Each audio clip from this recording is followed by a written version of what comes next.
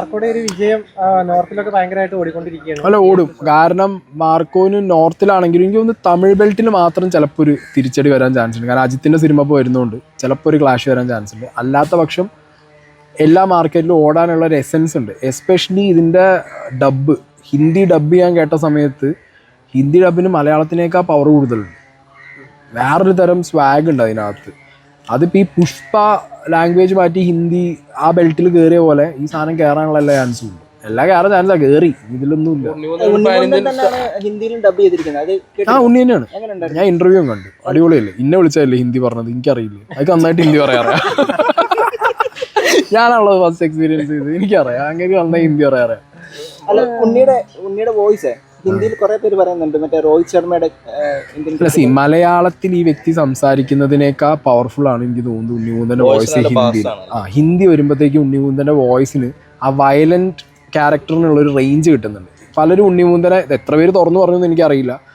ഈ മലയാളത്തിലെ mass dialogues ഡെലിവറിയിൽ കുറച്ചൊരു ലോ ഗ്രാഫിൽ പോകുന്നുണ്ട്. പക്ഷേ ഹിന്ദിയിൽ ആ സാധനം ഭയങ്കര വർക്കാവുന്നുണ്ട്. ആ സാധനം കുറച്ചും കൂടി ഇമ്പാക്ട് കിട്ടുന്നുണ്ട് ആ സാധനത്തിൽ. പിന്നെ ഫിലിം കണ്ടതല്ലേ, ഫിലിമില് ഒരു യൂട്യൂബറെ പഞ്ഞിക്കിടുന്നുണ്ടല്ലോ, അത് താടിയുള്ള ഒരു യൂട്യൂബറാണ് കാണിച്ചിരിക്കുന്നത്. അപ്പം അത് ഞാനാവാം, അതാ ഇയാളാവാം. എടേ അത് ഇങ്ങക്കൊക്കെ ഇട്ടുള്ള ഊക്കാണ്. നമുക്ക് എല്ലാവരും കൂട്ടുള്ള ഊക്കാ. ഇതെല്ലാരും കൂടി എനിക്ക് വെച്ച് തന്നോണ്ടാണ്. സംഗതി OTT ഇറങ്ങിയാൽ ഞാൻ ഷുവറായിട്ട് പറയാതാ ഈ നിൽക്കുന്നവർക്കുള്ള ഊക്കായിരിക്കും അത്. ഉറപ്പാ, കൺഫേം. നിങ്ങളൊക്കെ തന്നെയാണ് ആ പറഞ്ഞിട്ടുള്ളത്. അപ്പൊ പിന്നെ നമ്മള് ഈ പറഞ്ഞ പോലെ കണ്ടിട്ടാ ചാഞ്ഞി കിടക്കണ പോലെ സീക്രട്ട് ഏജന്റാണ് ഓടിക്കേറിക്കും. യൂട്യൂബർ ഇൻവെസ്റ്റിഗേഷൻ രീതിയിലുള്ള ഒരു ചാനലാണ് കൈകാര്യം ചെയ്യുന്നത് ആ യൂട്യൂബർ പടത്തിൽ. അങ്ങനെയാണെങ്കിൽ ഹാഷ്മി ആയിരിക്കും. അങ്ങനെയാണല്ലോ താടി വെച്ച ഇൻവെസ്റ്റിഗേഷൻ. അല്ല, ഇപ്പൊ ഈ പടം കഴിയുന്ന ഉണ്ണിമൂന്തൻ പാൻ ഇന്ത്യൻ സ്റ്റാറിലേക്ക് മാറും.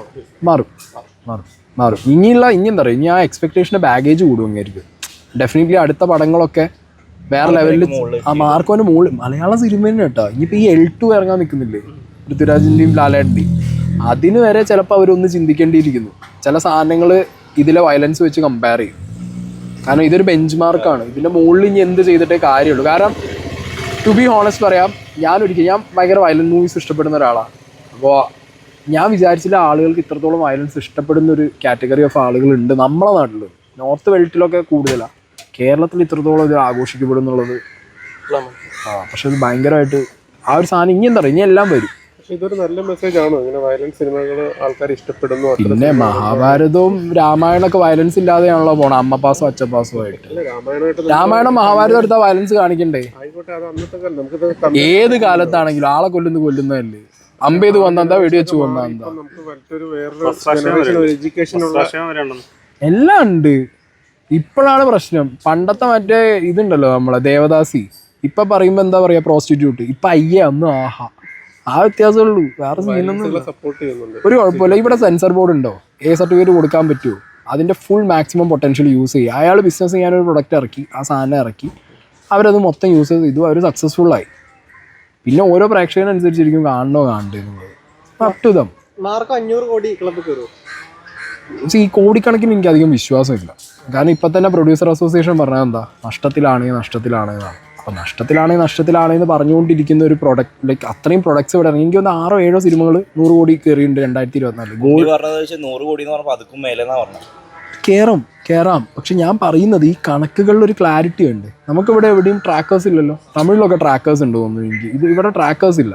അതുകൊണ്ട് തന്നെ ഈ കണക്കുകളുടെ ഒരു എക്സാജുറേഷൻ നമുക്ക് മനസ്സിലാവില്ല. ബട്ട് ഡെഫിനറ്റ്ലി കളക്ട് ചെയ്യും. കാരണം വേറെ പടങ്ങളില്ലല്ലോ. ബാറോസാണ് വന്നാൽ മുട്ടി നിൽക്കാൻ പറ്റില്ല, റൈഫിൾ ക്ലബിനും പറ്റില്ല. ഇനി വരാനുള്ള സിനിമ ഏതാണുള്ള മലയാളത്തിൽ നിന്ന്? ഐഡന്റിറ്റി മാത്രം. ഐഡന്റിറ്റി വേറൊരു ജോണറാണ്, നിൽക്കൂല. അത്രേ ഉള്ളൂ. ഞാനപ്പോൾ അയാളെ സിനിമ കയറി കാണുമ്പോൾ 150-200 ഞാൻ കൊടുക്കണ്ടല്ലോ. അതുകൊണ്ട് കിട്ടുന്ന അരി സിനിമാക്കാർക്ക് കിട്ടണമെങ്കിൽ കിട്ടിക്കോട്ടെ. ഒരു ഗിവ് ആൻഡ് ടേക്ക്, അത്രേ ഉള്ളൂ. ഈ എല്ലാത്തിലും വരുന്നത് ഈ മാർക്കോയ്ക്കെതിരെ നെഗറ്റീവ് പറഞ്ഞ് സായി എയറിലാണ് എന്നൊക്കെയാണ് വരുന്നത്. അതിന്റെ ഒരു സത്യാവസ്ഥ എന്താണ്? മാർക്കോയ്ക്കെതിരെ നെഗറ്റീവ് ആണോ പറഞ്ഞത് സായി? സിനിമയിലുള്ള എനിക്ക് ഇഷ്ടപ്പെടാത്ത കുറച്ച് ഭാഗങ്ങൾ ഇഷ്ടപ്പെട്ടു എന്നാണ് ആ റിവ്യൂവിനകത്തൊരു എനിക്ക് തോന്നുന്നൊരു 80% പറഞ്ഞു. അല്ലാതെ ഞാൻ പടം ഇഷ്ടപ്പെട്ടു എന്ന് പറഞ്ഞ ഒരാളാണ്. ഞാൻ നോക്കുമ്പോൾ ഞാനാണത് ആദ്യം പറയുന്നത്, ബെഞ്ച് മാർക്ക് ആയിരിക്കുന്നു. ലാസ്റ്റ് വന്ന് നോക്കുമ്പോൾ ഇവനാണ് പറഞ്ഞതെന്നുള്ളത്. റിവ്യൂ കണ്ട ആരും ഇല്ല ഈ കൂട്ടത്തിൽ. കണ്ടു അല്ല അതിനകത്ത് എന്തായിരുന്നു അഭിപ്രായം എൻ്റെ റിവ്യൂവിനെ കുറിച്ച്? അഭിപ്രായത്തിൽ അതൊരു എന്താ പറയുക ഒരു സർക്കാസം എന്ന് പറയാം. ഒരു ആ ബണ്ണൊക്കെ കടിച്ചോണ്ടേ. ആ ഓക്കെ, സർക്കാസം തെറ്റാണോ? തെറ്റല്ല, അത് എല്ലാവരും താല്പര്യമാണ്. പക്ഷെ സായി ചെയ്ത ചേട്ടാ അരി വറക്കുന്നു. അല്ലല്ല, സായി ചെയ്തപ്പോ അത് മീനിങ് വേറെ ആയിപ്പോയി. അതാണ് പ്രശ്നം, സായി ചെയ്തത് കൊണ്ട് മീനിങ് വേറെ. അത് ഉണ്ണിമുന്തിന് മുമ്പ് ഒരു ഇഷ്യൂ ഉള്ളതുകൊണ്ടാണോ? അതുകൊണ്ടാണ്, വേറെ ഒന്നുമല്ല. പിന്നെ ഇപ്പൊ ഈ പറഞ്ഞ പോലെ എന്തെങ്കിലും ഒരു കോൺട്രവേഴ്സി ക്രിയേറ്റ് ആകുമ്പോൾ പടം ഷൂട്ട് ചെയ്ത് പോകും. ഇപ്പൊ ഞാൻ നോക്കുന്ന സമയത്ത് തമിഴ് ചാനലിൽ വന്നിരുന്നിട്ട് ഏതോ അങ്ങേര്, എനിക്ക് തോന്നുന്നു നമ്മളവിടുത്തെ ഡയറക്ടറെ കണ്ടാ തോന്നുന്നുണ്ട്, മറ്റേ കുഴിയിൽ വീണ പടം എടുത്ത അങ്ങേരാണ് തോന്നുന്നത്. ഞാൻ പടമൊന്നും പറയുന്നില്ല. മൂപ്പര് വന്നിട്ട് പറഞ്ഞ് ഒരു സ്റ്റാർ വിളിച്ച് വേറൊരാളോട് സംസാരിച്ചു, അപ്പം അയാൾക്ക് കുറേ അരി കിട്ടി, അയാൾ അരി വാങ്ങാനാന്ന് പറഞ്ഞു. ആണ് ഇവർ പടം എടുക്കുന്നത് ചാരിറ്റി ചെയ്യാനൊന്നുമില്ലല്ലോ, നാട്ടുകാർക്ക് ചാരിറ്റി ചെയ്യാൻ ഫ്രീ ആയിട്ടൊന്നുമല്ലല്ലോ പടം എടുക്കുന്നത്. തിയേറ്ററിലേക്ക് വാന്ന് പറഞ്ഞ് വിളിച്ച് കയറ്റി ടിക്കറ്റ് വെച്ചിട്ടല്ലേ ഈ സാധനം വിൽക്കണേ. അപ്പം കണ്ട പ്രേക്ഷകന് അഭിപ്രായം പറയാം, അതിലൊരു തെറ്റൊന്നുമില്ല. അതാണ് ഞാൻ എൻ്റെ കാര്യം പറയുന്നു, എൻ്റെ ഒപ്പീനിയൻ പറയുന്നു, ഞാൻ പോകുന്നു. അതിലിപ്പോൾ ഒരു തെറ്റായിട്ടില്ല. ഈ സായിന്റെ ഒപ്പീനിയൻ കേട്ടിട്ട് കുറച്ച് ആൾക്കാർ കാണാതിരിക്കുമ്പോൾ അവർക്ക് നഷ്ടമല്ലേ വരാം. അങ്ങനെ എങ്ങനെ കാണാതിരിക്കും?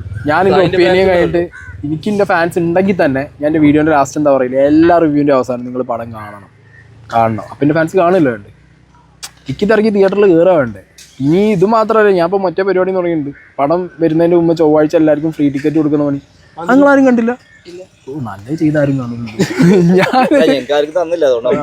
ഇങ്ങക്ക് അല്ലെങ്കിലും ഫ്രീ അല്ലേ, എല്ലാ പടത്തിന്റെ പ്രൊമോഷൻ ഒക്കെ അല്ലേ കിട്ടുന്നത്. അല്ല അത്